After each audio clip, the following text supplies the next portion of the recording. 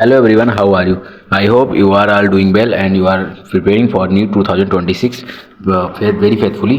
And today is an update for NEET 2026. It's very important update. So let's talk about that update. The update is that NEET 2026 latest news. This is very big update for NEET 2026 candidate.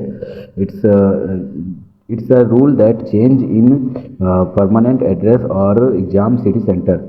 So here it is written that NEET 2026 latest news, and the news is big rule change in JEE NEET and TUT candidates can no longer choose exam city from 2026.